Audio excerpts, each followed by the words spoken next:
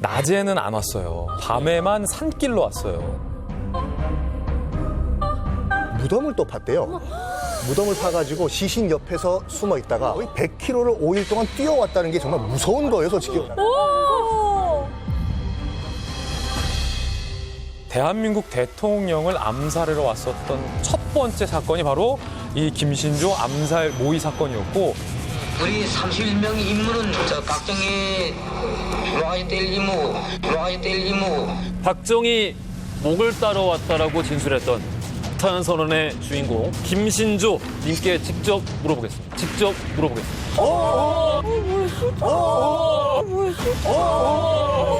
우리는 밤이나 낮이나 서울만 분석하고 있는 거예요. 이렇게 지도를 보면서 어디에 무슨 건물, 어디에 무슨 건물이 피해가 이거를 인물성 전문가로 만드는 거예요. 전문가를. 이게 원래는 제2산책로가 이름인데 김신조 루트라고 예. 써있네요. 아니 그럼 저 자국이 뭐예요? 이게 총알 자국이라니까. 아 이렇게 커요? 총알 자국이? 아 여기서 교전이 이제 네, 여기서 발생한 거네요. 교전 북한으로 이제 복귀 중에. 같이 한 동료들이 총에 맞아서 이제 죽은 걸로 그렇게 그 시체를 내가 저쪽에서 확인했거든. 김 선생님은 딱 어느 위치에서 자리 잡고 계셨어요? 나요? 예. 나는 여기를 안 왔어요. 여기 김신조 루트인데요? 북한 주민들이 대한민국 주민등록 번호 발급받는 그날까지 함께합니다. 이제 만나러 야, 이거 뭐 주민등록번호 얘기가 나와서 그런데 탈북하신 분들이 우리나라에 와서 가장 감동적인 순간 중에 주민증 받는 날. 그날 좋았다면서요? 저는 그 주민등록증을 받았을 때 사실 그 탈북이라는 게 쉽지는 않잖아요. 그러니까 목숨을 걸고 한국까지 와야 되는데 그거를 주민등록증 딱 받았을 때 자유라는 그런 자유인이라는 그게 딱 그 생각이 났어요. 그래서 자유인이라는 왜요? 그러니까 주민등 나는 이제는 자유로운 사람이다라는 거 이걸로 내가 보상을 받았구나라는 생각이 들어서 너무 그 감동을 받았던 것 같아요. 저도 근데 중국에 있을 때 그 주민등록증이 진짜 엄청 귀한 거거든요. 그래서 저는 2만 원 주고 살려고 했었어요. 근데 살려고 하는 것도 너무 그 절차가 엄청 까다롭고 결국은 못 샀거든요. 근데 한국에 딱 와가지고 우리 처음에는 주민등록증을 주는 게 아니라 임시증명서라고 이제 발급해줘요. 맞아, 근데 그거 받은 것도 야, 이 종이 쪼가리 한 장도 이렇게 효력이 있는데 이 주민등록증이 진짜 너무 뭔가 이 세상을 다 가진 그 느낌이랄까? 너무 행복했어요. 그런데 이 놀라운 사실이 있습니다. 이 주민등록 번호가 왜 생겼는지 여러분들 아시면 깜짝 놀라십니다. 왜 생긴 뭐 원래부터 있는 거 아니에요? 몰라요.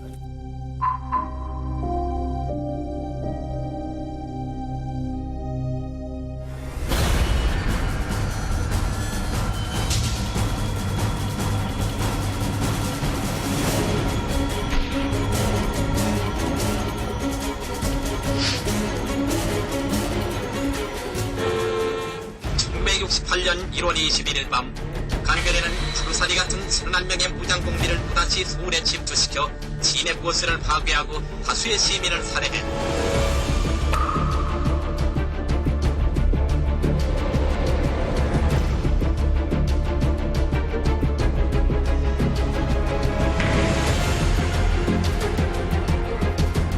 접대 본부에서는 선포대 간첩 김신도의 기자회견이 열렸습니다. 우리 31명 임무는 저 각종의 놓아야 될 임무. 어머, 그 영상. 난리 났었죠. 어머! 이게 114부대. 맞아. 저런 영상 많이 봤지. 저거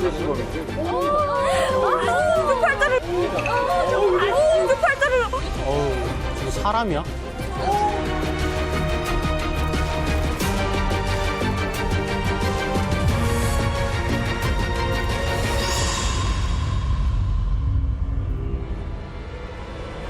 김일성이 만든 정말 상위의 1% 부대. 근데 그 특수부대의 목적이 박정희 대통령의 암살이었다. 진짜 뭐. 당시만 해도 사실 뭐 박정희 목을 딴다 이런 것은 낼 수가 없는 거거든요. 지금 북한에서 뭐 김일성 목을 딴다. 김일성 목을 딴다. 야, 바로. 큰일 나죠. 그 얘기가 그냥 나와버린 거예요. 기자회견 중에 확 나와버렸고 그때 굉장히 큰 충격들을 좀 받았고 저는 이제 기억이 나거든요. 그때 아주 어렸을 때인데 아무것도 기억 안 나는데 이거 가지고 막 떠들던 얘기가 나요. 김신조 막 떠들던 기억이 납니다. 그게 그때 당시만 해도 박정희 모가지를 따러 간다라는 말은 우리나라에서 국가 원수 모욕죄에 해당할 정도의 금기시 됐던 말이에요. 그때만 해도 박정희 각하.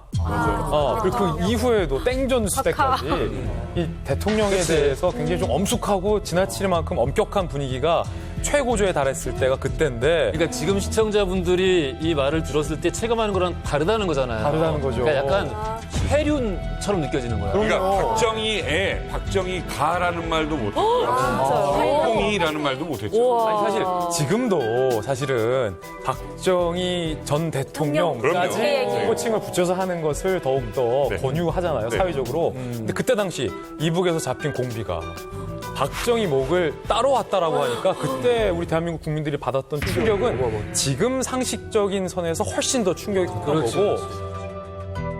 사람 한 명은 이번에 어떠한 임무를 가지고 내려오는 사람들이에요. 기본 청와대를 중심으로 해가지고 청와대 내부에 있는 박정희 대통령을 따를 거하고 박정희 대통령을 따를 거하고 그 다음에 보스파라 있는 주요한 간부들을 총선하기 임무로 받았습니다.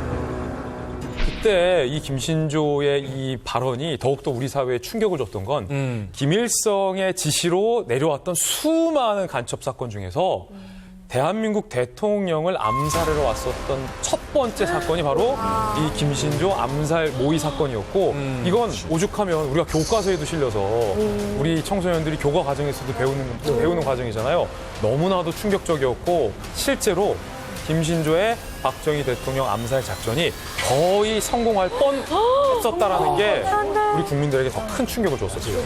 김일성의 목적에 대해서 뭐 여러분들도 아시겠습니다만은 박정희를 암살하는 데서 끝이 나는 것이냐 아니죠. 그 원래 계획은 이거였어요. 그러니까 청와대 습격, 미 대사관 습격, 그다음에 교도소 습격해서 죄수를 탈출시키고 그래서 남한 사회 적어도 이제 서울에서 대혼란을 일으킨 다음에 다시 한번 조국 통일, 적화 통일을 이루자. 그게 이제 마지막 목표였죠. 이 박정희 목 따라왔다 이분이 속한 부대가 아까 124 부대라고 했잖아요. 이게 67년도에 창설됐거든요. 근데 68년도에 이 사람들을 보냈어요. 남한으로. 1년 만에? 약 1년 훈련을 시키고 이제 보내버린 거예요. 그러고도 이 부대가 북한에서는 뭐 영화에도 나오고 TV에 자주 등장을 했어요. 그래서 북한에서는 이 부대를 갖는 게 마치 로망 같다고 생각해야 되나? 그래서 저도 어릴 때는 이런 루머도 있었어요. 밖에 나가서 가만히 앉아 있잖아요. 밤에 그러면은 이제 납치 안 나가는 거예요. 애들을. 왜냐하면 애 때부터 데려가서 훈련을 시켜야 맞아. 정신적으로 뭐 육체적으로 다 무장을 할 수 있다. 이래서 저도 가고 싶어가지고 밤에 화장실 가고 싶진 않은데 가고 싶어가지고 밤에 화장실 가고 싶었다고? 우와. 어디요? 밖에 나가서 앉아 있었던 안 들어갔어. 그만큼 왜냐면 조국을 위해서 희생하는 정신 이렇게 어릴 때는 강했으니까. 세뇌되니까. 124 부대는 원래부터 124 부대가 아니고 북한 내 특수부대원들을 모집해서 만든 게 124 부대입니다. 근데 북한 내에서 124 부대를 부르는 명칭이 따로 있는데 이것을 폭풍군단이라고 부르거든요. 폭풍군단? 예, 폭풍군단. 이름도 거창하다.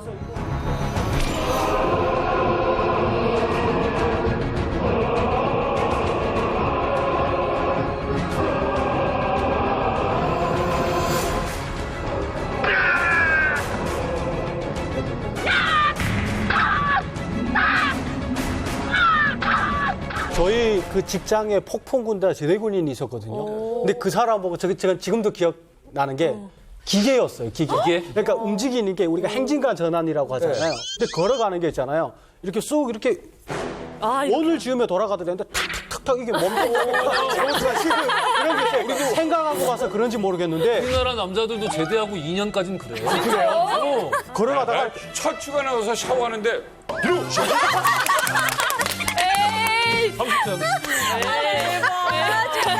일단 얘기하는 거 들어보면은 자기가 제일 힘들냐고. 내비씨라고, 내비씨. 수방사거든요, 수도방이죠. 요 근처에 있었어, 요 근처에. 이거 말을 못하네. 여기서 택시 타면 금방 가. 말을 못하겠어. 10분 가. 택시 타면 10분 가. 10분이면 간대. 비슷하네요, 공익이랑. 뭐라고? 나 우리 엄마는 나 불 끌어간 줄 알았어. 수방사라 그래서. 소방서라고 부르는 거야. 31명의 박정희 암살 부대가 청와대 300m 앞까지. 야, 대박이다. 300m 앞. 근데 이거 더욱 놀라운 거. 개성에서 출발해서 단 5일 만에 왔습니다. 이거 반바지에 면티 입고도 뛰어오기 힘든 거리예요. 계산을 해보니까요. 그 개성에서 서울까지 100km 정도 되거든요. 100km요? 그러니까 절에서 천안까지의 거리라고 생각하시면 되는데 이거를 이제 5일 동안 왔다는 거예요. 되게 축지법을 사용하지 않고는 절대 있을 수 없는 일인데. 이 부대들이 뛰어왔어요, 서울까지 100km를. 뛰어왔어요, 서울까지 100km를. 북방 한계선 뚫고 남방 한계선 뚫고 겨울이잖아요. 네. 임진강이 얼었어요. 얼은 임진강을 도강을 한 다음에 낮에는 걸리기 때문에 낮에는 가만히 숨어 있고 밤에는 이동을 했는데 또 밤에도 또 걸릴 위험이 있다 보니까 무덤을 또 팠대요.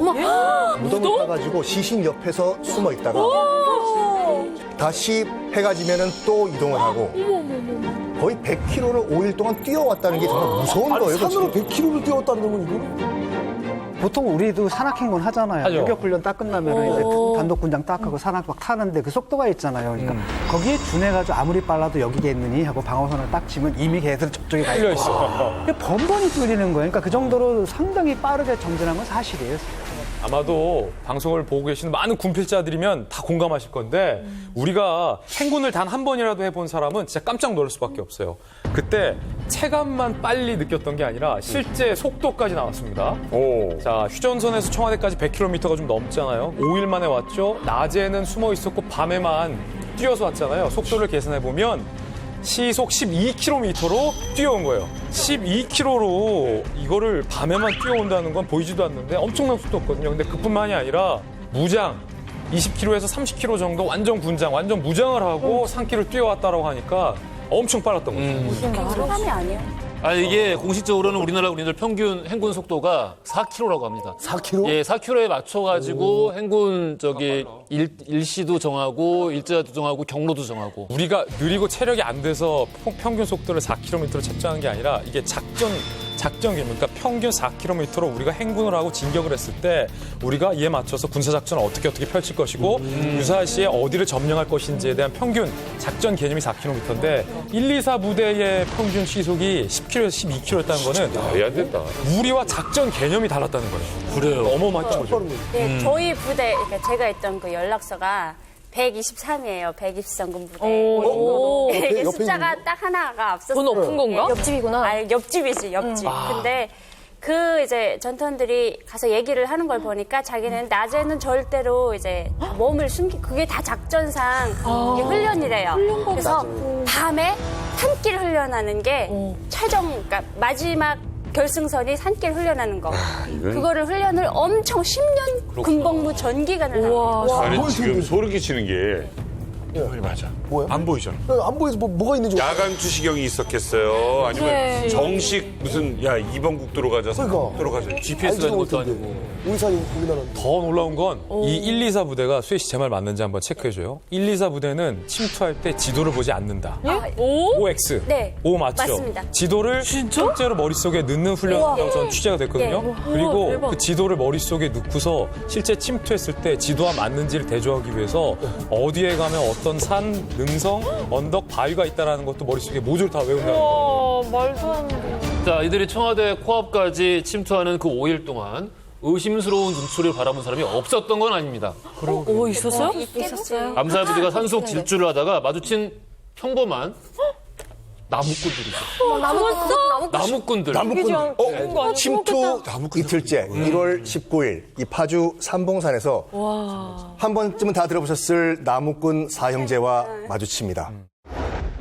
이곳은 경기도 파주군 법원리 선봉산. 무장간첩이 처음으로 우리 국민과 접촉했던 곳입니다. 무장간첩을 제일 먼저 신고한 수훈의 나무꾼 우성재 사형제는 그때 상황을 이렇게 설명했습니다.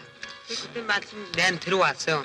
그래서 나무 하다 말고 이렇게 내려다보니 야 하고 이렇게 불기래요. 내려다보니까 벌써 여기 기한단 돌고요. 술단 여기 달고 한 개씩 와서 이렇게 내려다보니까 계룡군 같으면 간첩이요. 그래서 거기서 굉장히 떨었습니다. 그래서 헛sup쳐서 이제 거기서 부르니까 내려와서요. 바로 이 산이 남욱군 형제들이 강제로 감금되어 가전 위협과 협박을 당한 곳입니다.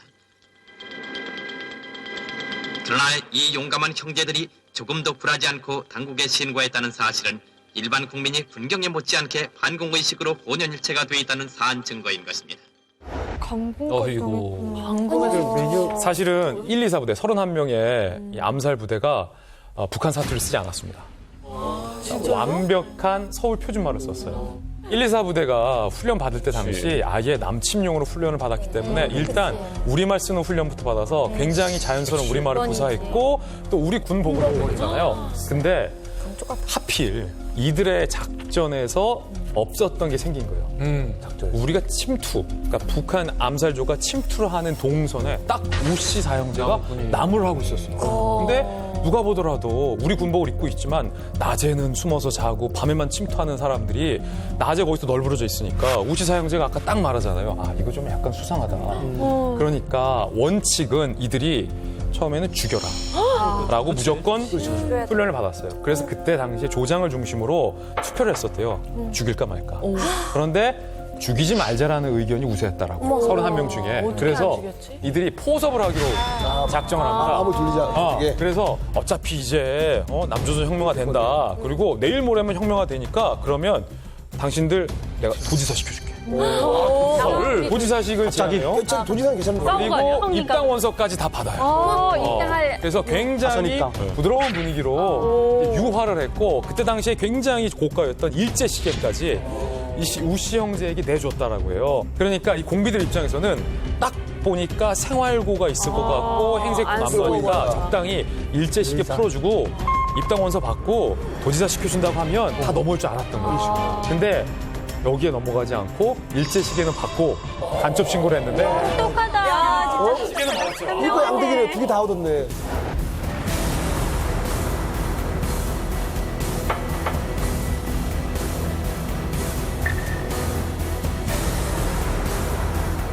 이후 신고를 받고 수색에 나선 우리 군경. 당시 투입된 병력이 19,213명. 이렇게 많이요? 고양시 그리고 파주시 일대 통행 금지령 2만 명 가까이 되는 대규모의 병력 투입. 2만 명. 하지만 박정희 암살 부대가 청와대 코앞까지 올 동안 이 많은 병력이 그들의 그림자도 따라잡지 못했습니다. 우와. 자, 1968년 박정희 목을 따러 왔다라고 진술했던 북한 선언의 주인공 김신조 사건의 김신조 님께 직접 물어보겠습니다. 줌을 하나요? 인터뷰?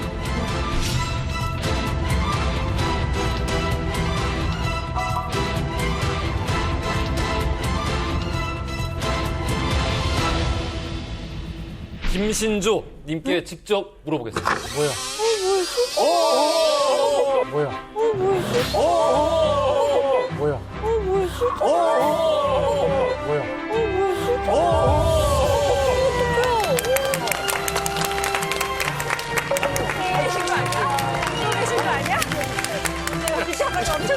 근데 오시는데 3m까지도 저희가 눈치를 못 챘어요.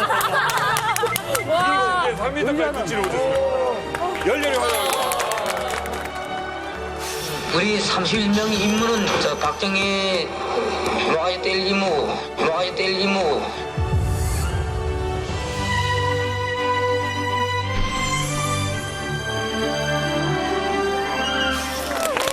감사합니다. 자, 오늘 진짜 왜 역사책에 나오는 분 같은 분을 만났네. 약간 엑설런트 어드벤처 같아요.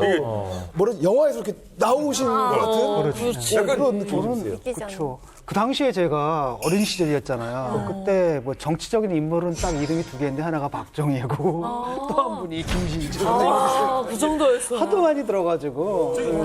지금 연세가 어떻게 되십니까, 지금 80세입니다. 27살 때 제가 그때 한국에 왔거든요. 68년도니까 27살 때. 지금 세월이 많이 흘렀죠. 박정희 모가지를 때려왔다라고 말씀하실 당시만 해도 마음속으로 전향을 하신 거예요? 아니면 아직도 김일성 장군님께 충성을 해야 된다 그런 생각 갖고 계셨어요? 임무 자체가 지령을 줄 때 박정희 모가지 잘라고 그랬거든. 와, 처음에. 예, 모가지 잘라고 하는데 지령은 이제 그렇게 받았는데 그때 작전이 굉장히 급하게 움직였었어요. 1월 20일 날에 일요일 날 주일 날인데 그때 눈이 많이 왔어. 투입이 돼가지고 우리 같은 동료들은 막 군인들 포위당했거든. 그때 당시에는 내가 수류탄 한 발 가지고 자포가려고 했었는데 자포가려고 딱 하는데 이게 해본 사람이 알아요. 진짜. 이게 근데 딱 하려고 했는데 이게 안 되더라고. 그때 내 마음속에 머리에 뭐 딱 스치는데 살고 싶다 그게. 그러면서 나는 누구냐. 나는 이게 내가 질문했어. 질문했는데 내가 여기서 왜 젊은 나이에 내가 목숨 끊어야 되느냐. 그래서 그냥 또 나오면 살려준다 그러더라고. 그러니까 그때 순간에는 그냥 수류탄 이 땅에 놓고서 손 들고 나가는 거예요.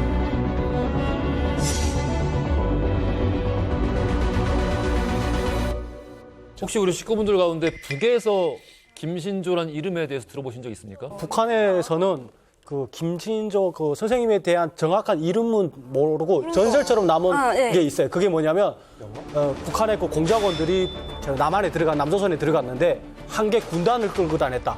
근데 한 개 군단이 못 잡았다. 그래서 마지막에 이렇게 후퇴하면서 들어오다가 그 38선 그 철창에 이렇게 절반 걸렸는데 저거 갖고 남한에서 절반 뜯어가고 절반 이렇게 뜯어. 그게 이렇게 소문처럼 돌았었어요. 맞아, 그런 얘기 있었어. 이게 센치로젠데요. 상반신이 어디로 더 넘어가고 하반신이 근데 어디로 정보를 내에다 넣었다. 그래서 내가 이 그래서 내가 맞아요. 줄이면 된다고.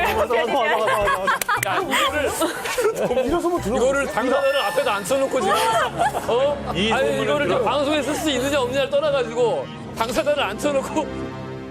목사님, 그럼 저희 같은 이제 밀떡들한테는 이제 1, 2, 4 부대가 전설이었던 게 뭐냐면 우리는 이렇게 들었거든요. 그러니까 총을 들고 가다가 1, 2, 4 부대는 겨눠서 이렇게 쏘는 것이 아니라 들고 가다가 바로 팡팡팡.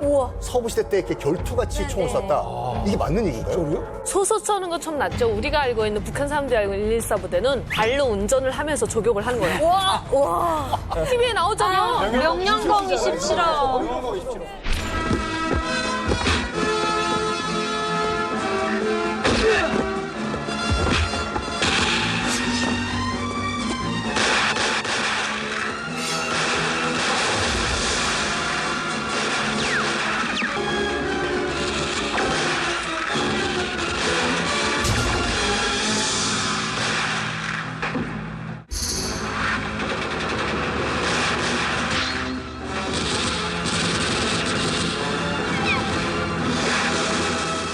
일단은 이제 조준사격 그 부대는 정탈국 애들은 조준사격을 하면 안 됩니다. 아 그래요? 조준하는 순간에 벌써 탄알은 맞은 거예요. 그러니까 우리 영화에서 보는 그거가 또 비슷하죠. 그냥 바로. 그러니까 그것을 이 북에서는 임의 사격이라 그래. 임의 사격. 예, 그러니까 빨리 판단하고 빨리 그래서 이제 조준하면 그 시간에 이미 내가 총알 맞는 거예요. 꺼내자마자 그냥 달려버려요. 남한에서도 이름을 떨쳤던 박정희 암살부대 김신조, 대한민국 국민들에게 김신조 이름 세 글자를 각인시킨 건 바로 이 충격적인 기자회견 때문이었습니다. 이거는 뭐 전 국민이 다 알죠. 생포대 간첩 김신조의 기자회견이 열렸습니다. 강변해가 동네와는 달리 무장 간첩을 침투시켜 남한의 사회 질서를 교란하고 민심을 동요시키는 데 혈안이 되어 있다고 말한 김신조는 자기와 같은 살인 무장 간첩 2,400명이 현재 훈련 중이라고 말했습니다. 1942년 6월 2일입니다. 너 소속부대는 어디니? 소속부대는 1, 2, 4 군부대입니다. 아, 현재 계급은 뭐냐? 군사칭호. 소입니다. 소위. 계급은 인민군 소위로 되어 있습니다. 가족은 기관식입니다. 양부모 다 있습니다. 어머니 리분옥입니다. 우리 31명의 임무는 박정희 로아지 때 임무.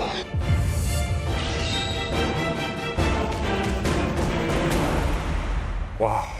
목도 하고 모가지야. 저는 진짜 124 부대 그 목표가 남한 대통령의 암살이었잖아요. 네. 그때 이제 지령을 받을 당시에 네. 그때 상황 혹시 기억이 나십니까? 그때에 처음에는 이제 언젠가는 그 부대는 내가 이제 난파돼가지고 특수 게릴라전 한다는 거는 이미 그건 선발될 때부터 알았고 또 훈련 받으면서도 그거 느꼈어. 우선 대한민국에 들어오려고 이러면요. 해상 침투고 육상 침투, 공중 침투했는데 내가 육상 침투가 이제 어딘가 하면 이제 문산하고 고양군 일대가 내 라인입니다, 이게. 전문적으로 훈련받은. 네, 자기 지역이 있어. 우리는 밤이나 낮이나 서울만 분석하고 있는 거예요. 이렇게 지도로 보면서 어디에 무슨 건물, 어디에 무슨 건물이 있고. 이래.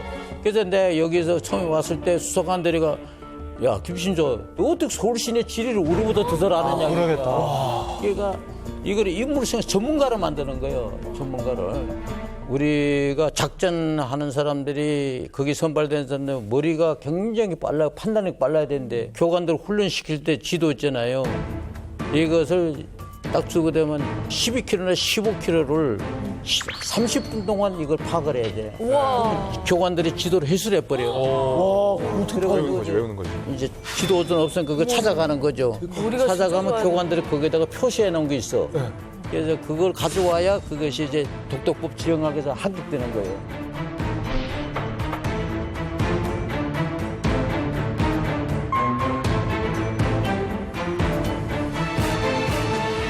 한 명이 원래부터 그 팀이었습니까? 예. 그러니까 처음에 이렇게 된 아들이가 76명이 5계좌가 됐어요. 원래 76명이 5계좌. 76명이 5계좌를 해가지고 이거는 직접 김일성이 지시한 상황입니다. 그때. 직접. 76명 5계좌로 이제 돼가지고 서울 스키가 이렇게 보고를 드렸다고. 네.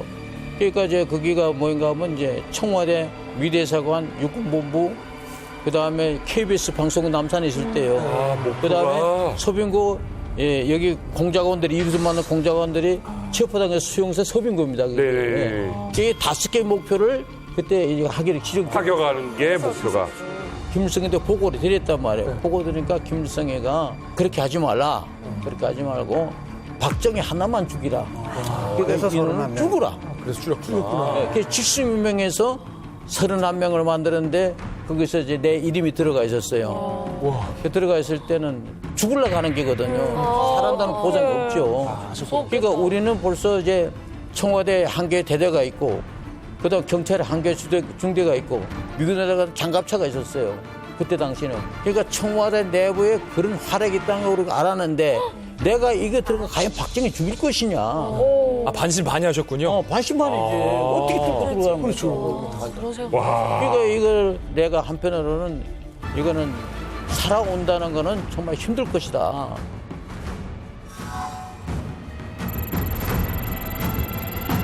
아니 사실 저로 들어보면은 안 걸릴 수가 없는 왜냐면 개성. 왜냐면 휴전선에 사실 군인도 있고 그리고 검문소들도 있었을 거 아니에요. 그럼 어떻게 빠져나오시죠? 다른 데는 그렇다 치더라도 휴전선에는 이제 남방한계선, 북방한계선 그래가지고 한 겹, 두 겹, 세 겹, 뭐 네 겹씩 그 감시망이 있지 않습니까? 그걸 어떻게 뚫었을까?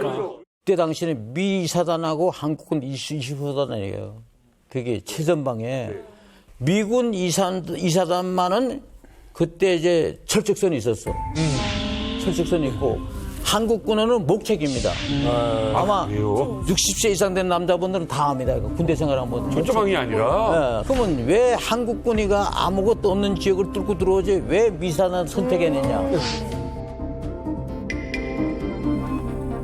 제일 중에 약점이 뭡니까? 사람이 하는 거거든요. 장비가 하는 게 아니에요. 정신 무너진 사람에게 장비 주면 그건 고철되는 거야. 먼저 사람이거든. 명언이다. 그러니까 미군 애들이 우리나라 와 있는데 미군 이사단 그 최전방 군부하고 있는데 이사단의 장비는 좋은데 자기 나라 아니니까. 내 나라 아니라는 거야. 허술했구만. 회의할 것이다. 내 나라 아니니까 목숨을 바치지 않아. 그거를 우리가 심리전을 이용한 거야. 애국심. 그러니까 보니까 이제 군무를 제대로 안 서. 언제 이런 기사는 가면 최전방에 이게 M16이 들어왔다는 정보가 남한에 들어온 거야. 이 하력을 파악해야 되거든. 이 하력을 분석 한번 해야 돼가지고 우리 같은 동료들이 거기 침투해가지고 미군 애들 군무하고 있는데 무기로 배에다 올려놓고 저 그냥 누워서 자더래. 자는데 그가 이거 가지고 들어온 거야. 어머. 그때 성능을 파악해 보니까 그때 우리 AK 자동소총보다 M16의 화력이 더 좋더라고. 근데 그거를 분석했는데 걔가 무슨 말인가 하면 남방 한계선에 자기네 지역만 철저하게 했는데 자기 나라가 아니까 근무를 제대로 안 서는 거야. 근무를 안 서는 상관없어. 그래서 어떻게? 정신력이 해했구만 미군들이. 그 부대라고 할 수 없죠. 근무를 안 서는 부대. 그러니까. 저희가 아까 얘기한 것 중에 제일 믿기 어렵다라고 했던 것 중에 하나가 어떻게 산속에서 12km 시속으로 달릴 수 있느냐. 맞아요. 밤에 그것도. 이게 참 미스테리였는데 여기에 대해서 좀 말씀 좀 해주시죠. 지금은 뭐 우리 해병대 공수부대 다 하는데요, 뭐. 단계별로 합니다. 단계별로 처음에 10km 모래배낭을 통해주고 1시간에 몇 킬로 달려야 된다. 그다음에 이거 통과되게 되면 좀 이따 또 15km를 들려매고 1시간 몇 킬로 달려야 된다. 키로수는 무조건 30리입니다. 12km. 이거는 12km? 12km. 그거는 변경이 안 돼요. 이렇게. 그때 내가 가져온 장비력은 20km였어요. 뭘 가져오셨어요? 그러니까 각각 가족에 있는 게가 PP기관 단총이고 떼떼곤총 TT 그다음에 실탄 350발하고 실탄은 14발하고 해전차 술탄 2발하고 이렇게 개인의 활약이 말이면 전쟁인데. 그래서 우리가 그때 대한민국에 한 개 연대하고 붙어도 되겠더라고. 조준력이 있으니까. 아까 내가 말씀드린 신고는 되는데 이제 남쪽으로 간다. 비상 그랬는데 우리 쪽에서는 우리 군인 쪽에서는 1시간에 한 8km, 8km 달린다, 10km 달린다 판단했거든. 근데 우리가 완전 1시간 12km 달렸거든. 빠져난 다음에 차단하고 빠져난 차단 놓친 거예요. 그래서 중간에까지. 산을 그렇게.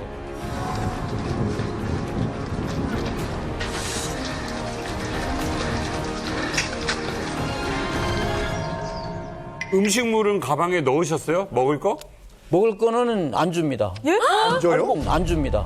안 줘요? 아니 이거 안 줘. 제가 제일 내가 뭐 먹을 걸 주게 되면 그때 겨울이니까 먹을 걸 해 먹으려면 불피면 연기가 나고 유치가 노출되거든. 연기가 난다. 그러니까 먹을 거를 안 주고 뭐지 비상식량이 엿하고 오징어. 오징어. 이거 줬어.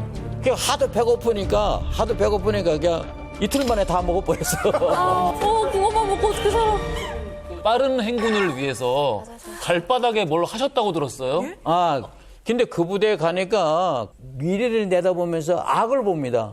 만약에 신발이 없을 때는 어떻게 할 것이냐. 신발. 지금 우리가 하다가 신발 창계가 다 떨어졌잖아요. 그럼 어떻게 하겠어요? 한 걸음도 못 가죠. 어디가 얻어요? 그래서 맨발로 훈련받는 거예요. 산악훈련. 더 하면 이 피자국만 해. 우리 식당에 밥 먹으러 가게 되면 철도 그 기차에 그 자갈 있잖아. 그걸 깔아놔. 그러니까 배고프니까 식당 밥 먹으러 가면 그걸 딛고 가야 돼. 그러니까 이제 피가 막 나와. 피가 나오더니 또 밥을 먹고 나면 피가 나와도 안 아파. 안 아파요? 배고픈 게 먼저니까. 그래서 이거를 수십 분 하게 되면 발바닥이 떡살이 베겨요. 떡살이. 떡살이. 딱딱하게. 그러니까 우리가 격술 격파 훈련하게 된 내가 연술대비거든. 이거 계속 하잖아. 이거 나중에 떡살백이잖아. 이게 굶자국 있어요. 이거 자국이 있다고. 그런 식으로 발바닥에 그렇게 신발 안 주고 훈련시키는 거야. 그때 1월 20일 뭐 이럴 때 추웠잖아요. 그 네. 임진강이 얼어 있었어요? 얼었어요. 근데 그거를 그 임진강에 가보게 되면요, 그게 장파리란 부락이 있어요. 장파리에서 조금 내려오게 되면요, 리비교가 있습니다. 리비교. 미군 군인의 소령의 이름이에요. 그 다리를 놓다가 그 군인이 거기서 죽었어요, 미군 군인이. 그러니까 그때 당시에는 그 미사단 지역이거든. 물이 임진강에 내려가면서 다리 기둥이 있으니까 물이 속도가 죽어. 속도 죽으니까 거기에 얼어붙었어. 거기에 얼어붙은 거예요. 다리 밑에가. 네, 다리 밑에니까. 만약에 우리가 전체 장비까지 한 사람 100km 나간다면 딱 붙어서 1년 정도 들어가면 200km 나가면 이것이 얼음이 뚝뚝 쏠라. 몸무게 포함이잖아. 그리고 쏠라게 되면 그 강 건너편으로 초소가 잠보고 군인이 있거든. 네, 그쵸. 그러면 그것이 소리는 다 들킬 거 아니에요. 얼음 계속. 그래서 그것이 이제 1 내지 1.5m 간격으로 종대로 들어가는 거예요. 반구보 자세 1.5m 간격으로 이렇게 걷는 거예요. 여기서 이제 그거 모르는 거지. 김신조가 포함된 그 31명의 무장공비는 박정희 대통령 암살을 위해서 정말 치밀하게 이렇게 훈련하고 준비를 한 겁니다. 네. 맞습니다. 이 박정희 암살 작전 첫 번째 플랜. 대한민국의 가장 보안이 철저한 곳 그대로 카피하라.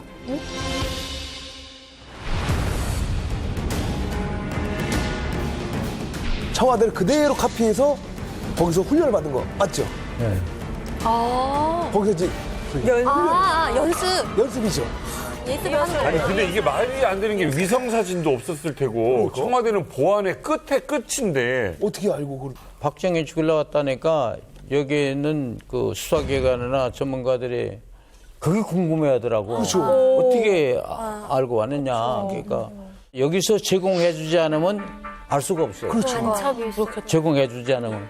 그렇지 위성도 없고. 나는 모르죠. 누군지. 청와대 근데 진짜 똑같았어요? 그러니까 청와대 건물이가 그때 당시에는 2층 건물이고, 그러니까 카카가 2층에 살고 밑에는 이제 그 비서실이 있다. 그 다음에 정문에 들어가다 보면 좌측에 대통령을 경호하는 경호실이 있다. 그리고 이제 군인들이가 한 개의 대대가 있다. 남조선에서는 하락의 M16 청와대를 지키고 있다. 장갑차 2대가 미국 가지고 있다. 근데 와보니까 그게 딱 맞더라고. 그때에 우리나라에 고정 간첩들이 굉장히 많았어요. 그러니까. 그래서 간첩이 아니면 설명할 수 없어. 김신조 일당이 침투하기 이전부터 청와대 도면이랄지 아니면은 청와대를 지키고 있는 군경이 어느 요일에 인원이 줄어드는지 이런 정보를 넘겨요. 그리고 김신조 선생님이랑 같이 왔던 무장공비들이 퇴각을 할 때 이 고정 간첩의 도움을 받아서 북한으로 퇴각하는 작전까지 짰고 항해부도 도당유민의 건물이가 청와대 2층 건물이에요. 그거를 이제 67년도에 모의훈련을 했어요. 모의훈련해서 도당유민의 건물 한 사람들은 노농족이 돼 이제 남조선에 이런 모의훈련을 하니까 잘 지키라고 이제 판정 검열을 한다고. 그러니까 우리가 그 도당유민 건물 가니까 이제 그 노동자들 무기를 가지고 이제 건물 서고 있더라고. 들어가니까 가들 막더라고. 또 막으니까 거기서 이제 치고 받고 하다가 2층 계단에 올라가는데 그 귀뚜기에서 또 누가 또 나도 그 노동자거든 이제. 그 어떻게 하죠? 그 총을 갈린 거예요.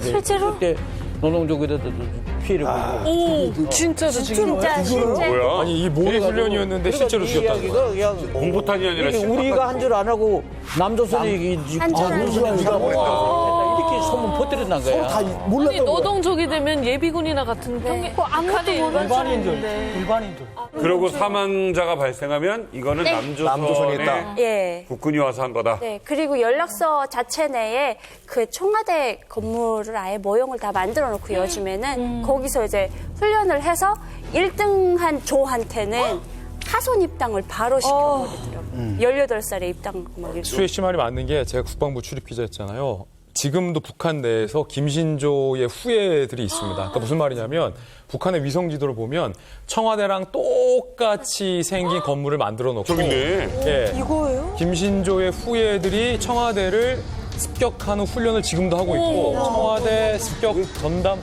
부대가 있는데 아예 5년 전에는 북한이 매체를 통해서 이렇게 청와대를 폭파 훈련하는 모습을 노동신문을 통해서 아예 보도까지 했어요. 드디어 서슬푸른 비수가 되어 남조선 괴뢰 역도들의 몸뚱아리를 천조각 만조각으로 찢어 발기고야 말 일당백 전pon들의 1100배의 복수전이 시작되었습니다. 소리 없이 눈 깜빡할 사이에 침투하여 외부 경비 역량 소멸을 위한 과감한 전투 행동을 진행했습니다. 근데 저는 정말 우리 김신조 목사님이 하셨던 인터뷰 가운데서 정말 충격적인 게 뭐냐면은 일단 청와대에 들어왔잖아요. 그럼 1층에 있는 보초들을 다 어떻게 처리를 한 다음에 그럼 당연히 이제 어수선한 이제 경호실에서 대응을 할 거지 않습니까? 네. 그 31명이 5개의 또 조로 나눠져가지고 1층에 있는 보초들 처리하고 또 다가오는 경호원들 처리하고 또 이제 비서실로 들어가서 비서들 다 살해한 다음에 서류들 다 없애고 그리고 다시 이제 임진강 넘어가지고 북한으로 돌아갈 준비까지 하는데 얼마 걸렸을 것 같아요, 시간이 준비하신 게 예상 시간이? 예상 시간. 30분. No. 약간 3시간 걸리지 않아요? 아니요. 네? 20분. 컵라면 끓여 먹는 시간에 플러스 1분, 4분. 가능한 얘기일까요? 그게 대가 있다고 했잖아요. 청와대 정문부터 청와대 건물까지 들어가는 것을 완전 장구를 해가지고 연습을 모의훈련을 계속 했거든요. 12분, 13분, 14분 이렇게 걸리더라고요. 입구까지 들어가는 데서 청와대 들어갈 때. 앞에까지. 그러면 박정희 대통령을 우리가 임무를 수행했으면 거기서 빠져나가는 시간은 뭐 어떤 애들은 뭐 4, 5분 나오고 어떤 애들은 8분에 나오고 이렇게. 이 부대, 박정희 대통령을 살해하기 위해서 준비한 엄청난 또 무기가 있습니다. 두 번째입니다. 뭐야 이거? 사시방이. 저 뭐더냐? 대못이나? 뭐야 이거? 사시방이. 저 뭐더냐? 보세요. 대못이나? 나무 그러니까 방망이에 이제 못을 뾰족뾰족하게 박은 거고 전문 용어로는 저게 네일 배트라고 불리는 무기인데 몽둥이에 쇠못을 박는 건데 이 박정희 대통령 암살 작전의 핵심 포인트는 31명이 청와대에 진입하기 전까지 발각되지 않는 게 핵심 포인트예요. 그러려면 총격이 나서는 절대 안 돼요. 왜냐하면 파파방 소리가 나면 구부대가 당연히 달려들기 때문에 박정희 대통령을 시해하기까지는 보안이 첫째도 보안, 둘째도 보안이라는 거죠. 그래서 이 몽둥이 네일 배트를 가지고 사실은 이게 게릴라전이잖아요. 그래서 뭐 청와대 진입을 막기 위해서 지키고 있는 경찰이나 군인들을 처리하는 그런 무기였죠. 아니 이건 좀 나는 과장 같은 게 칼이 있는데 왜 이걸 들고 그러게요. 진짜 들고 오셨습니까? 진짜. 그걸 가지고 갔죠. 뭐. 이거 들고 다니기 힘들어요. 가다가 보면 뒷사람 찌르고. 이걸 피하면 어떻게 현장에서 만드셨겠죠, 이거를. 부피도 너무. 이거 방맹이 가지고 들어온 애가 2명에서 31명 중에서. 그 아들은 이제 그 제일 척후 앞에 서는 애들이에요. 그러니까 이제 보초선 사람들이 이거를 방맹에 뒤치면요 그대로 갑니다. 즉사. 소리도 못 지르고 안 했지만 그렇게 해서 이제 청와대 들어가는 방법이죠. 아이, 2명이구나. 아니 그 영화랑 보게 되면 특수부대가 들어가면서 이렇게 뭐 칼로 하거나 이렇게 뭐 조용히 이렇게 목을 이렇게 탁 돌린다든가 이런 건데 저거는 북한의 모든 이민반 개인 집에서 소지하는 거면 계란 고춧가루 폭탄하고 북한에 다 있어요. 계란 고춧가루 폭탄하고 가스방망이는 기본적으로 다 있는 건데. 아니, 북한 집에 이게 다 있다고요? 네, 다 있어요. 맞아, 처음 봤어. 무조건 구비해야 돼요. 아니 못은 없는데 저 구멍을 때려야 돼요. 아니, 이대로 다 있어요. 하는 게 아니라 모든 못이 있고요. 모든 이 평양하고 지방이 다른데. 내 평양은 이걸 다 찔렁.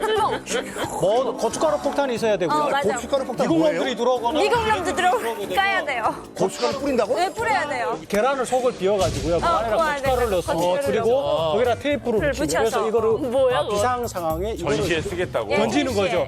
아니 이 몽둥이도 집에 있었어요? 몽둥이 들어오면 내가 지금 총이 없잖아요. 이걸로 까야 돼요. 그러니까 이 적이 예를 들어 도둑놈이야, 강도야, 아니면 미군이야. 미군하고 남조선 계례도당. 전쟁 시. 그런데 일반 집에서 다 가지고 있는 것을 이 무기를 특수부대원이 갖고 왔다니까 저는 좀 납득하기가. 이런 거는 이제 만약 경우에 만약 경우에 이제 한 방에 갈리거든. 경우에 이제 한 방에 갈리거든. 목사님. 그러니까 이거를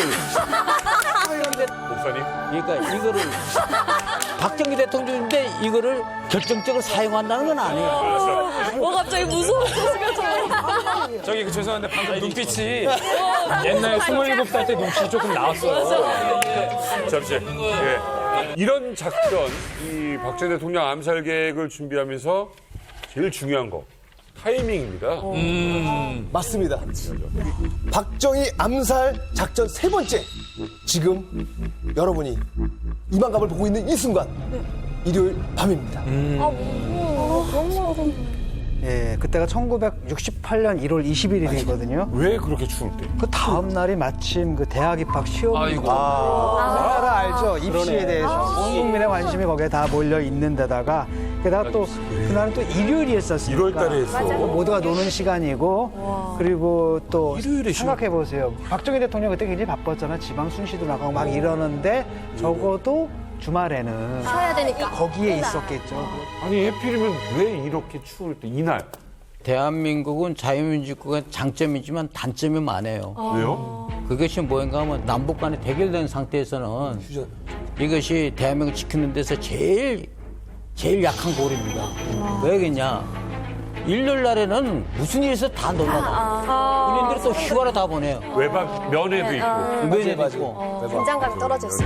그래서 그걸 이용한 거예요. 그거는 어느 나라나 다 좋은 건데 우리나라의 입장에서는 그게가 북한이 그걸 이용한 거예요. 하기는 6월 25일 6.25도 사실 일요일이에요. 그거를 한 번 더 반복하신 것 같은데.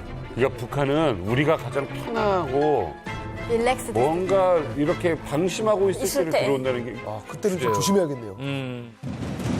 무기의 날짜까지 퍼즐처럼 완벽하게 짜놓은 박정희 암살 계획.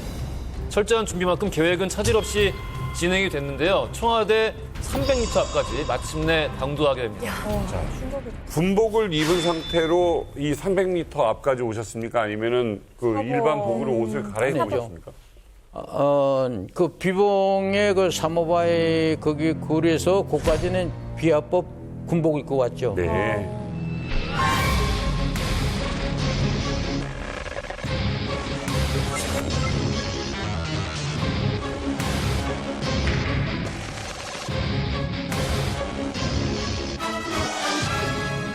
군복을 벗어가지고 그 불에다가 그냥 집어넣고 배낭에 일제 사복을 가져나고 일제 롱과 신고 내가 위에 그 독거리 그거 입었어 살죠. 그거 입고 바바리 코드를 입은 거. 이게 여름에 오면 그 총기 감추는 것도 문제가 있다는 얘기가요. 얇게 입으니까. 겨울엔 이거 여름에는 안 되죠. 그러네요. 그게 가능한 거예요. 다릴 수 있어야 무기를 하고 사복을 입고 청와대 앞까지 간다. 예. 아니 31분이 다 바바리 코트 이렇게. 예. 대박이다. 참 많이 세상에. 그때 저 방첩부대 흉내를 내신 건가요? 네. 방첩부대 흉내요? 씨앗이 방첩대죠.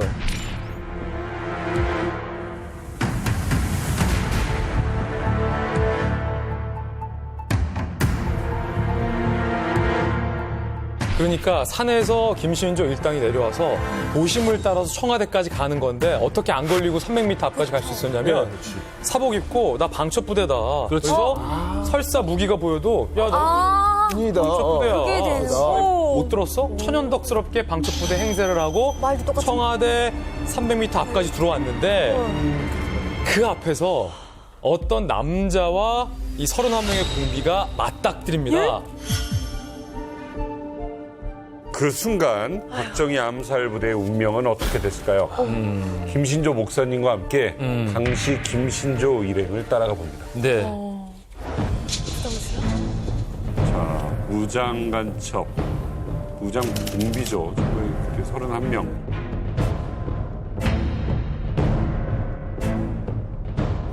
실제 사진. 뒤로 팔이 묶여 있습니다.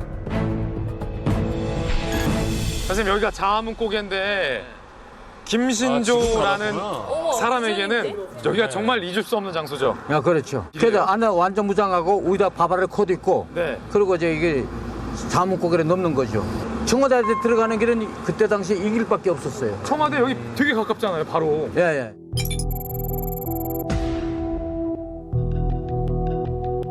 여기서 그때 경찰들이랑 맞닥뜨렸나요? 바로 이게 종로경찰서 관할인데 아, 저 아직 검문소가 있네. 예, 이 검문소입니다, 옛날에. 아, 그때도 이 검문소였어요? 예, 예, 이 검문소였어요. 이 검문소에 순경이 이제 두 명이 있었죠. 예. 그래서 검문할 때 여기.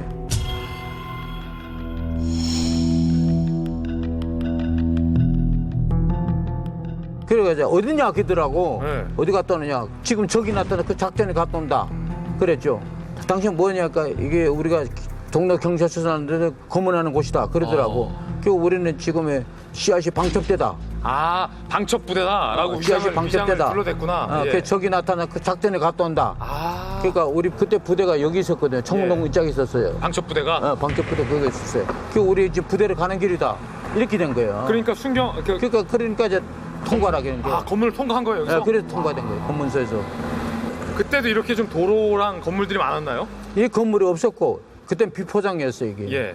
그때 당시에는 이런 가로등도 없었고 아무것도 없는 상태. 여기가 저 종로 경찰서 관할이거든요. 예. 그래서 이제 검문소에 있는 이 뭐 순경이가 우리를 보내고 나 보니까 이상하거든.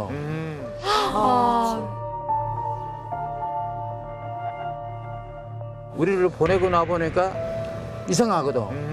별로 이상한 사람들 지금 내려가 청와대에서 간다.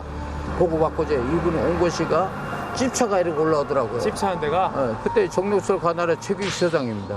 최규식 서장을 바로 저분을 만난 거예요. 저 동상에 있는 분이 최규식 서장이에요. 지나다니면서 못 봤네요. 너무 참. 이제 다시 한번 꼭 지나가다가라도 그냥 지나가지 말아야 되겠네요. 저도 몰랐어요. 이번에 알았어요. 소장님이 딱 지키고 계시네요. 지금 그럼 집차에서 그때 딱 내린 분이 최규식 서장님, 서장이었던 예, 거죠? 서장님이시죠. 내려서 뭐라고 하던가요? 우리 보고 이제 어디냐? 그래서 씨앗이 방첩대다. 예. 그리고 저기나 작전 갔다 온다. 이렇게 됐죠. 근데 총조장 김종훈이가 앞에 섰거든요. 총조장이? 네, 김종훈이가 앞에 서고 그때 무기를 다 위장하는 바바리 코드 입었거든. 그 보니까 이제 이 오반에 뭘 있냐? 최규식 경찰서장이. 그렇죠. 딱 제끼니까 이게 기관단총 있고 무기가 있거든. 예. 무기 위장한 거니까. 그렇죠. 그 총조장 거기서 그냥 갈린 거야. 제일 앞에 있었던 총조장 총조장이 김종훈이죠. 최규식 서장을 그냥 바로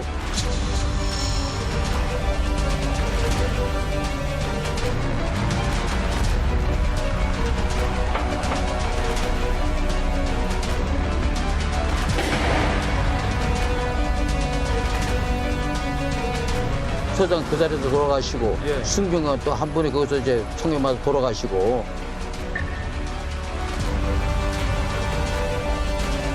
총조장 앞에 서고 31명이가 청와대를 향해서 강하는 거예요. 청와대 가서 계속 달려 들어가죠. 달려 들어가는데 이 청운중학교 지나 경부고등학교 거의 가는데 청와대 들어가는 길에 하고 종합통사 가는 길 갈라진 길이 있어요. 거기서 군인들이 이제 우리 군인들이 거기서 조우된 거죠. 조우돼서 거기서 교전 붙은 거죠. 그게 이제 끝이 아닙니다. 교전은 시작됐지 않습니까? 그래서 이제 최규식 종로 경찰서장은 순직을 하시고 경찰 한 분도 순직을 하시고 뭐 이 상대편 암살 부대원도 이제 4명이 이제 교전 끝에 사망을 했는데 그때 저 멀리서 헤드라이트 하나가 보이는 거예요. 언덕으로 올라와요. 지원 부대다. 그래서 이 암살 부대원들은 당연히 지원 부대로 착각을 한 거죠. 일단 밤이기 때문에 헤드라이트만 보이고 차 안이 안 보이기 때문에 저건 지원 부대다. 그래서 그 버스를 상대로 해서 총을 발사하고 던집니다. 수탄까지. 근데 그 지원 병력이 아니라 시내버스, 서울 시내버스 1813번 버스였는데 그래서 우리 국민 7명이 사망을 해요. 그중에 누가 있었냐면은 직장 끝나고 야근 마치고 돌아오던 우리 국민 그리고 또 곧 결혼을 앞둔 신혼부부의 부인 그리고 학교 마치고 돌아오던 학생 이렇게 7명이 안타깝게 사망을 합니다. 거기서 우리가 청와대 못 들어가고 거기서 이제 깨진 거죠. 박정희 대통령은 못 죽이니까 실패니까 살아가야 되겠다. 의지가 완전히 꺾였군요, 그때. 완전 꺾였죠, 이게. 그러면 그때 동료들도 죽고 다 이제 후퇴를 하는 거네요. 퇴각을 하는 거네요. 그렇죠.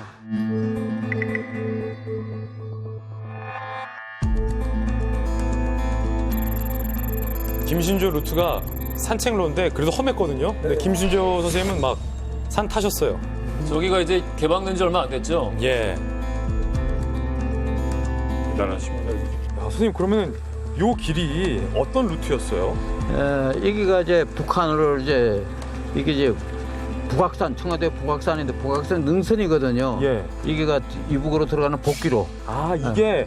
복귀로 능선이에요. 아니 그러면 이게 지금은 이렇게 정비가 돼 있는데 그때는 정비도 안 돼 있었고 군부대도 없었을 텐데 북한으로 가는 이 복귀 루트를 어떻게 하셨어요? 청와대 습격에서 대통령 주격에서는 북한에서는 뭐 청와대 내부까지 알고 있으니까 예. 청와대 병력이 이제 군대가 얼마 들어왔냐 하락 뭔가 그까지 알고 있는데 밖에 있는 청와대 주변에 산 같은 건 환히 가지고 있죠. 아, 그럼 요거 그때 그냥 산길이었는데 이북에 있을 때부터 요 산길을 따라서 이북으로 복귀해야 된다라는 걸 아예 그거 다 짜고 오신 교육받죠. 거네요. 침탈 때 교육과 그다음에 이게 임무 끝나고 복귀하는 거, 이북으로 돌아가는 거 예. 완전히 복구하지. 선생님, 그럼 여기 이 산을 벗어나면 어디를 통해서 북한으로 갈 생각이셨어요? 도우잘 때는 서로 뭉쳐서 가게 되면 노출되거든요. 노출되지. 그러니까 각각 알아서 이제 복귀하라. 네. 이렇게 이제 지령을 받았어요. 예. 그러니까 나는 여기를 해가지고 이제 수유리 쪽으로 방향을 가야 되겠고. 수유리를 통해서 의정부를 걸쳐서 예. 북한으로 복귀하려고 했었군요. 예. 이렇게 복귀로가 한 몇 개가 있었어요. 백업 플랜까지 다 있었구나. 예.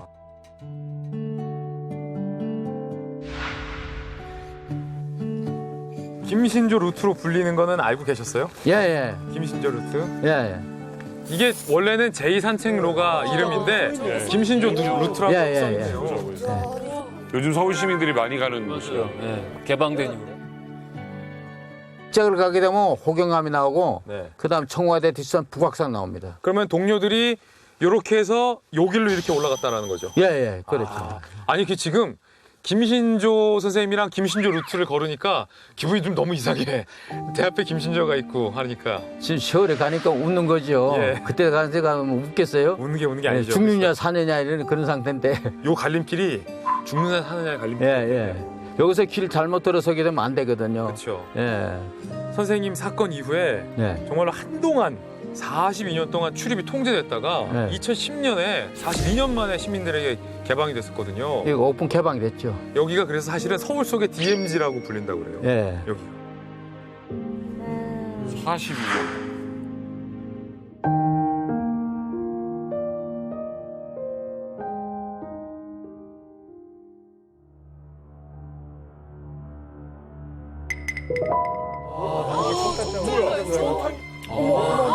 청소가 있어. 이게 총알 자국이라니까. 아, 이렇게 커요? 나무로 봤는데. 아직도 남아있구나. 저 자국이 뭐예요? 이게 총알 자국이라니까. 아, 이렇게 커요? 총알 자국이? 야, 아직도 남아있구나.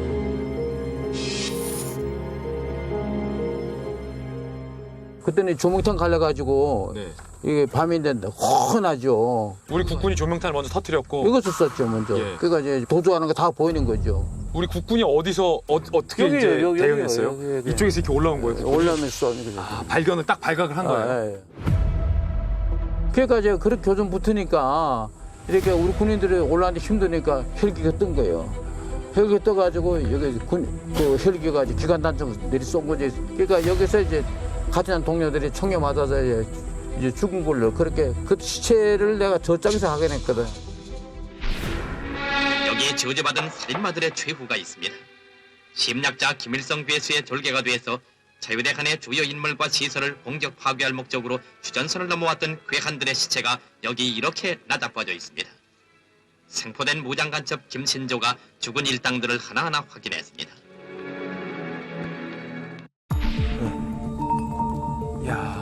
아, 여기 호경함이라고 써 있네. 예. 호경함에.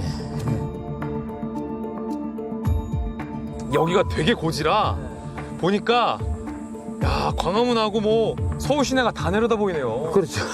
여기 전략적으로 굉장히 좋은 곳이었네, 여기가. 아니, 그러면은 여기서 동료들이 다 이제 막 교전하고 있었을 텐데 요 바위 위에서 김 선생님은 딱 어느 위치에서 자리 잡고 계셨어요? 나요? 예. 나는 여기를 안 왔어요. 나는 여기를 안 왔어요. 안 오셨대요? 나는 여기를 안 왔어요. 나는 여기를 안 왔어요. 여기 김신조 루트인데요? 루트는 김신조 루트로 만들었는데 혼자 살았으니까 복귀로가 김신조 루트로 만들었죠. 그럼 교전 때도 여기 없었어요? 예, 교전 때도 없어요. 같이 가면 죽거든요. 아, 내가 잘못 알고 있었네. 예, 같이 가면 죽으니까. 김신조 루트에 김신조가 없어. 예, 우리 동네에서 대련에 빠졌지. 혼자서? 예, 혼자 빠져가지고 인왕산에 올라간 거예요. 여기에 김신조 선생님이 없었다니까 그때 어느 루트로 북한을 향하고 있었는지 그 장소 혹시 갈 수 있나요 지금? 예, 그 장소에 이제 가야 됩니다. 가보시죠. 다시 세검전까지 갑니다. 저는. 야.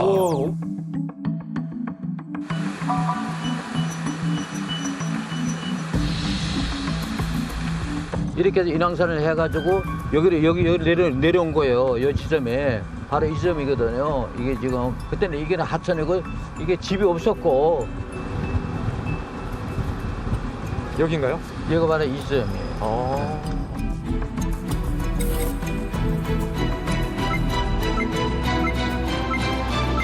여기에서 숨으신 거예요? 예, 여기. 바위가 있었나요? 예, 여기. 근데 마지막 숨었던 데 여기입니다. 그때 상황 좀 자세히 설명해 주세요. 이쪽에는 군인들이 이제 밤에 깜깜할 텐데 그때 숨어 있는 거 모르죠. 바로 이 하천 건너편에 지금 바위돌이 큰 게 있었어요. 그 바위돌이 그냥 짬에 숨어 있었거든요. 그래가지고 그 하천 건너가지고 올라가려고 했는데 군인이 있는 건 안 보이니까 밤에니까 손 누가 그래서 내가 안 올라가고 도로 이제 빠져서 저기 다시 숨었죠. 그러다가 어떻게 적발되신 거예요? 그래서 내가 숨어 있는데 사람 안 보는데 후라시 뿌리가 바짝 들어오더라고요. 손 들고 나와라. 그래가지고 내가 그때 살고 싶다는 생애책이니까 수류탄 자폭할 거 땅에다 놓고 그리고 손 들고 나갔죠. 투항을 하신 거네요. 그러니까 투항이죠. 그때 어떤 심정이셨어요? 그때는 이제 어떤 심정에 살고 싶다는 그 생각이 애착밖에 없었어요. 살아야겠다는 애착. 내가 그때 당시에는 두고는 부모 형제 생각도 없고 그때는 뭐 김일성 시대니까 김일성 생각도 안 하고 혁명에 하는 그런 아무 생각도 없어. 그냥 나는 누구냐. 내가 살고 싶다. 그래가지고 그냥 살고 싶으니까 손 들고 나온 거죠. 네. 살아야겠다는 애착이. 살아야 되겠다 그 애착밖에 없었어요. 네. 그러니까 손 들고 나라니까 손 들고 나간 거죠 그때. 그 역사적인 김신조의 투항 장면이 바로 그 장면이군요. 네, 그 장면이에요. 이렇게.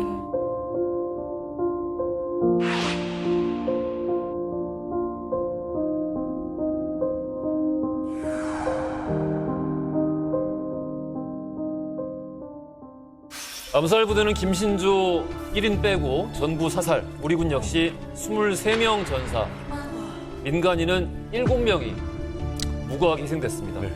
남북한 역사에도 엄청난 사건이지만 김신조라는 젊은 청년의 인생에도 엄청난 회한으로 남는 사건일 것이다 라고 생각을 합니다. 그러니까 그때 돌아가신 분들, 부산당하신 분들 많은데 요즘 말씀한 것처럼 기관에 잡혀갔을 거냐. 잡혀간 게 손 들고 나왔습니다. 뭐 갔단 말이에요. 그러니까 이제 묻는 것이 네가 가져가는 화력이 어딨냐. 이 수류탄 한 발밖에 없는데 잡아갔는데 어디 있냐. 인왕산에 있다 그랬거든. 그 같이 간 사람들을 가지고 왔어요. 가서 수사기관들이 보니까 핏비기가 삼치발 장탄인데 장탄은 그냥 그대로 있고 총신은 하얀 냄새 안 나거든. 그리고 떼떼건총 8발 장탄인데 총신 냄새도 나고 장탄 8발 그대로 있어. 그러니까 내가 처음에 봤을 때 무기 2종, 실탄 350발, 술탄 14발이라 그랬거든. 그러니까 그것이 가져가서 그대로 있거든. 그러니까 내가 왜 이걸 그럼 사용을 안 했느냐 하는 게 수사관들이. 그러니까 나는 박정희 대통령이 죽이려고 왔지. 나는 남조선 인민들이나 군인 죽이러 온 게 아니다. 그렇죠.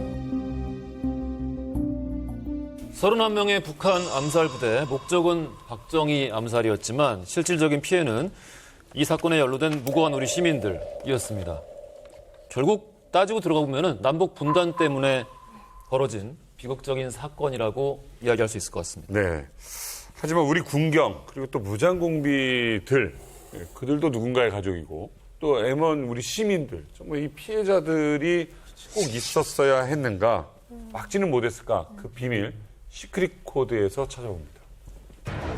시크릿 코드 원대 복귀. 원대 복귀. 원래대로 다시 돌아오라는 거잖아.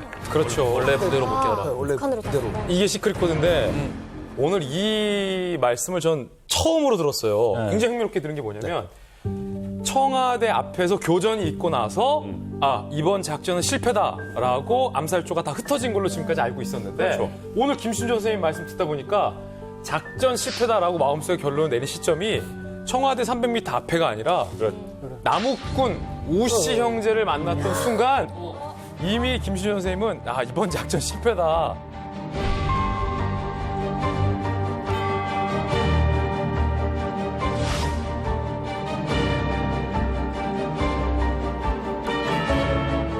그리고 아마 총조장 김종웅도 어떻게 해야 할지에 대해서 판단이 필요했던 것 같아요. 그래서 그때 북한으로 바로 교신을 보냅니다.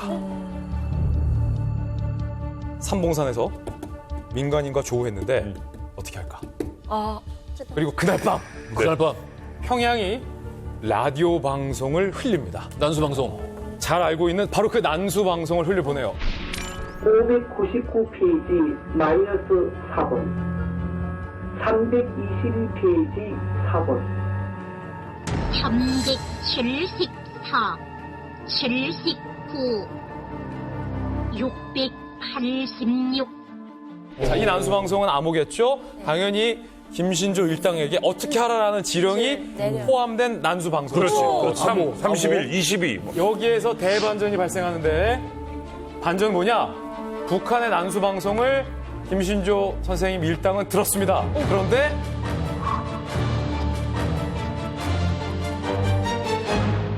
그런데 해독을 못했어요. 왜요? 해독을 못했어요. 이게 뭔 말이야? 저도 이게 그거는 못 배웠나 보면서 제일 이해가 안 갔던 부분이거든요. 해독을 해요. 아니, 왜 못해? 북한에서 벌써 말을 맞추고 왔을 거 아니, 아니에요. 지도를 머리에 넣은 사람이 그래요. 근데 이게가 대남 사업을 할 때 난수표가 있거든. 그렇죠. 네, 난수표였는데 그거를 이제 우리가 남은권 우시상에 만났잖아요. 평양의 중앙당에 이제 결심 받아야 되거든. 밤에 방송 들으면 1000단의 숫자가 나와요. 그 되게 숫자 맞추면 가, 어떻게 숫자 맞추면 나 이렇게 된 게 있어. 이 받은 거를 우리가 난수표가 있거든. 난수표가 가지고 이렇게 가지고 풀라니까 첫 숫자부터 풀리지 않으면 뒤게 안 풀리면 이거 그러니까 하니까 이게 안 풀리는 거야. 왜요? 실력이 없는 거지. 못 푼 거죠. 안 풀리더라고. 아니, 뭐야? 왜? 아니면 난수표 자체가 잘못될 수도 있지. 그 당시 김신조 인물이 못 푼 거야? 아니면 그거 담당자가 있는 거예요? 통신 담당 있어요. 통신 담당. 통신은 2명이 있었어. 통신에게 그 난수표 가지고 있었거든. 이게 잘못 갖고 왔나.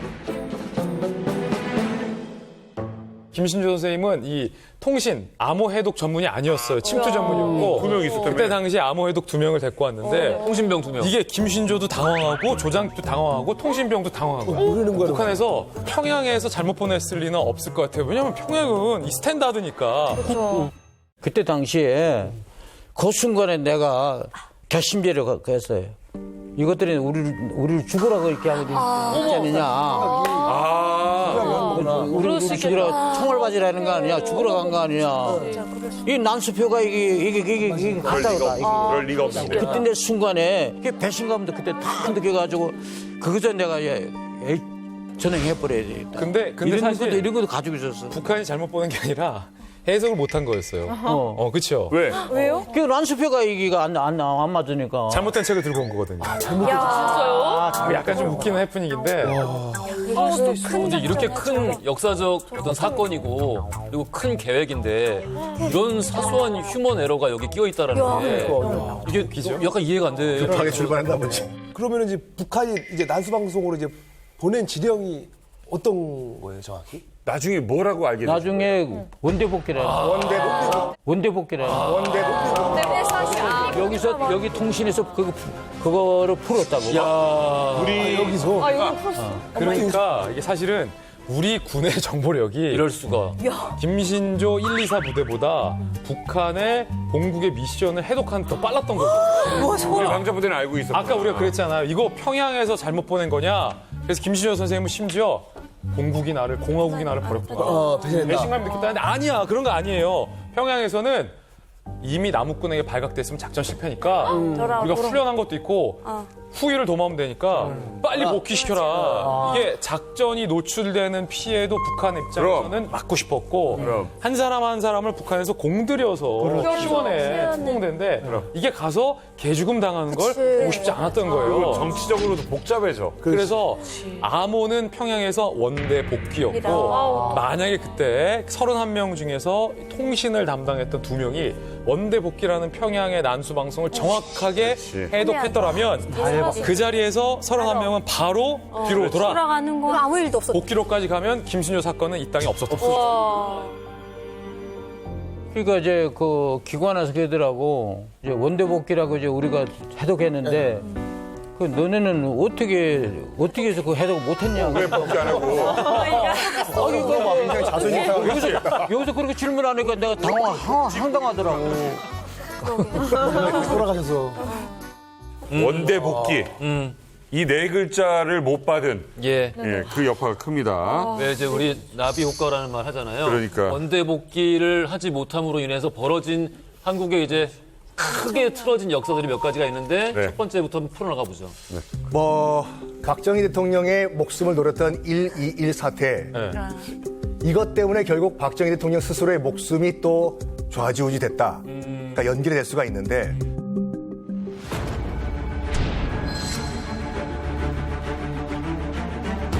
일단 그 당시 이제 방첩 대장 이름이 윤필용이라는 사람이 있어요. 아이고. 현대사회에서 가지고 그 여러 가지 질곡이 있었죠. 박정희 대통령이 오른팔이었어요. 오른팔이자 당시 이제 방첩 대장이었는데 이게 나온 거예요. 박정희 목을 따라왔다가 생방으로 나가버린 거죠. 우리 31명 임무는 저 박정희 돌아가야 될 임무, 자기가 아무리 아끼는 오른팔 윤필용 장군이라고 하더라도 이건 용납이 안 되는 거예요. 그래서 바로 방첩 대장에서 해임을 시켜버리거든요. 그 자리에 누가 들어가냐? 신입 방첩 대장이 바로 김재규.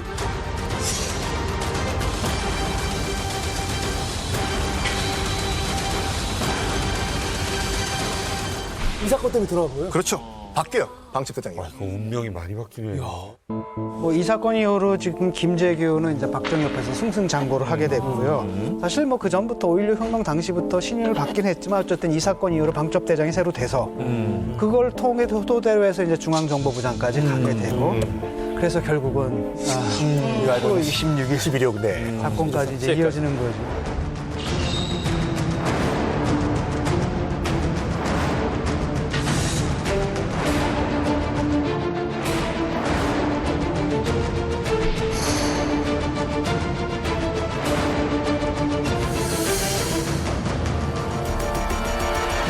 박정희 대통령 시해 사건의 첫 공판이 육군본부 계엄 보통군복회의 법정에서 열렸습니다.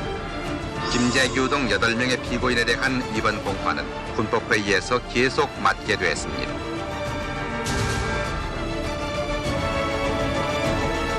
자, 이 김신조 사건 이후로 대한민국은 많은 변화를 겪게 됩니다. 그렇습니다. 자, 김신조가 만든 아주 새로운 것 3가지가 있어요. 우와.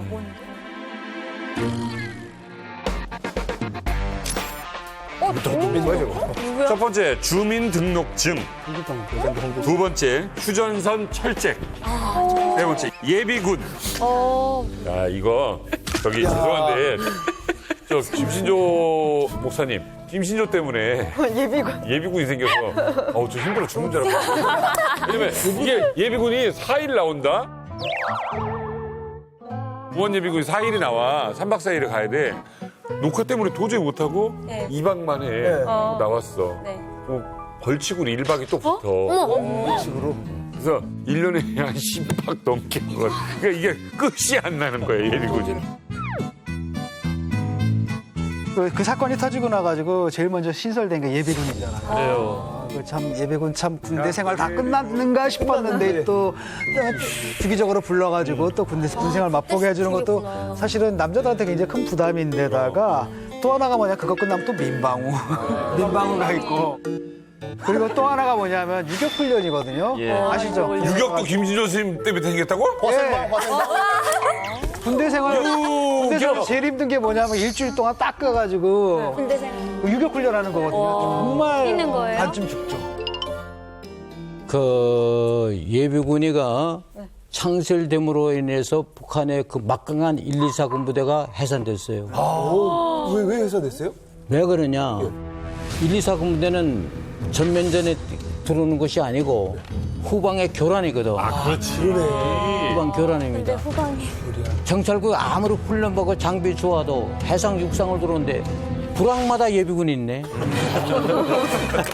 그렇지. 만약에 지역마다. 만약에 적이 나타났다 그러면 군대를 전방에 있는 거다 어디 있는 거 뽑아가지고 투입시켜야 되거든. 그렇지. 그러면 그 짝의 공간에 누가 맡겨?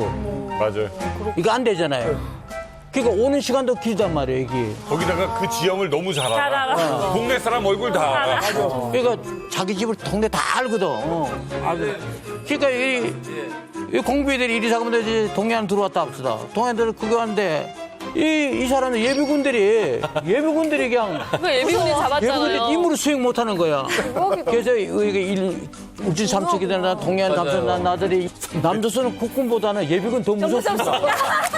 한 데마다 나타나니까. 그러니까 여기다 계시네. 그래서 특수 게리라전이가 이건 실패다. 교란은 실패다가 1, 2, 3대 해산한 거예요. 이런 거 있어. 야, 대단한 거야. 예비군 무시하면 안 돼요. 이런 거 있어. 예를 들어서 예비군은 그게 있어. 훈련이나 뭐가 작전에서 이렇게 있잖아. 그럼 이렇게 있어. 있는데 누가 와서 야, 나 CIC야. 왜 반말이야? 아저씨 나 알아요? 이거 아까 이거 그러잖아. 현역 보면 야, 니네 얘기 못 받았어? 이런 거 왠지 눌리잖아요. 그치. 예비군은 이러고 있는데 장군이 와서 어이, 이봐! 이봐? 아이고, 아저씨들 또 예비군 얘기 진짜 예비군 해도 되는 거죠? 다시. 실제로 예비군들이 우리의 어떤 공비 역사에 있어서 공비 검거했던 사례가 굉장히 많고. 우리 방송에서 얘기했죠. 예, 그래서 우리 한 8가지만 알아볼까요? 아니, 무장부 후배들이 김준호 선생님한테 선배님 예비군 때문에 진짜 못 살겠다. 정예 공부가 예비군이 더 좋다. 그러니까 우리가 이 예비군을 바라보는 인식에 대해서도 이제 좀 바뀌어야 돼요. 그러니까 저기 그 자원자에 한해서 예비군 훈련을 10년 연장하는 법을 이렇게 예비군 훈련 잘하는 분들. 아니 수방사 나오고 너 예비군 직장 예비군 나랬지? 직장 예비군 제일 편하게 다니잖아. 왜 이렇게 말이 많어? 나 진짜 수박 떨려 군대 얘기하면 듣기 싫단 말이야. 그만 좀 해, 진짜 예비군 얘기. 궁금한 건 실제 그 예비군 가신 분들이 모자 다 이렇게 삐뚤어 쓰고 총을 이렇게 끌고 다니시는 잠깐 그러다가 그냥 무력할 때 무겁잖아. 잘해. 배낭 찌그러지게 메고. 무겁게 잘해. 그리고 그런 일부 사례만 알려줘서 그래요. 예비군이 들고 다니는 끄는 총은 그 끌어도 되는 총이에요. 격발이 안 되는 총이고 사격할 때는 진짜 총을 줘. 근데 우리가 그 밑에 조교 애들 있잖아요. 또 시작이네. 된대요. 이거 된대요.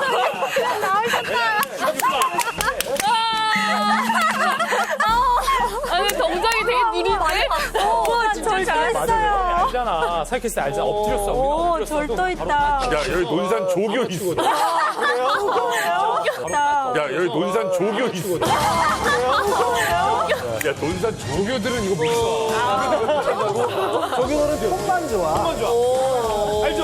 알지. 성적 안 나와. 모자만 쓰고. 미안한데 우리 다음에 예비군 총 하나만 갖다 줘. 예비군. 오늘 또 잘 써요. 뭐 했었지? 법원에 있었어요. 뭐 했어, 거기서? 공익근무. 그게 뭐야? 공익근무. 괜찮아요. 중요한 임무예요. 자, 알겠습니다. 아무튼 간에 이거는 뭐 농담으로 그러지만 실제로 김신조 사건 이후 우리나라의 국방력 강화에 큰 역할을 하게 되고 그래요. 그것도 예비군 창설은 실제로 어마어마하게 그 뒤로도 활약상이 대단했죠. 맞아요. 우리가 방송에서 여러 번 언급되기도 했었고. 휴전선 철책도 생겼다. 휴전선 철책. 이건 어떤 거죠? 이거 휴전선이 원래 있지 않았어요? 근데 휴전선이 또 생겼어요? 없었어. 그때 미 사당 구역만 해전방 철책선이 있고 전전선은 나무 목책이. 나무 목책이 나무를 그냥 이렇게 해놔. 나무에 꼴고 그럼 아무나 영역이 많아서.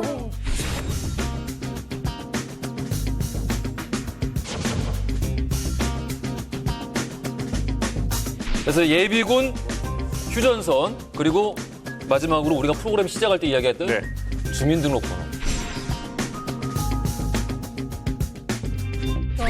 나 이게 제일 궁금해. 너무 궁금하다. 주민등록번호가 김신조 사건 때문에 생겼다는 것을 저도 녹화 준비하면서 처음 알았어요. 아, 이게 실화야? 아니면 낭설이야? 아니요, 진짜예요. 진짜 싫어요. 왜냐면 그래서 아까 단군이 1번이냐 물어봤잖아요. 박정희 대통령 1번이에요. 1번이야. 진짜? 진짜요? 박정희 대통령이 1번이고 유경수 여사가 2번이야. 2번.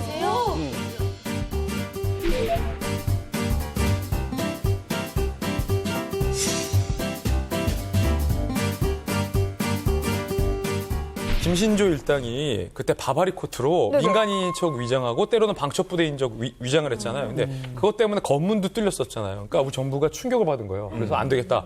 이참에 간첩인지 우리 국민인지 바로 식별하자라고 해서 전 국민에게 식별 번호를 부여합니다. 그게 바로 주민등록번호였고 지금은 생년월일 포함된 13자리였는데 그때는 생년월일 포함 안 돼 있고 12자리로 시작했다고. 야, 이게 아무튼 식별되는구나. 사건 하나로 주민등록증에 휴전성 철책에 예비군까지 생겼으면은 이 정도면은 김신조 쇼크네요. 이거 어마어마한 변화를 만들어낸. 예.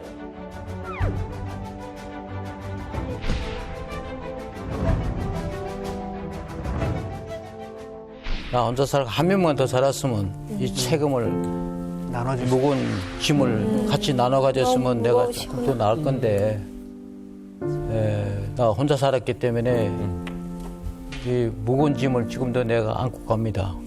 그래서 그때 일행들에 의해 가지고 돌아가신 그 분들에게 한 사람으로서 죄송하고 사과드리고 그래서 역사의 비극이니까 나도 한 부분에 지금 이거 안고 가는 거죠.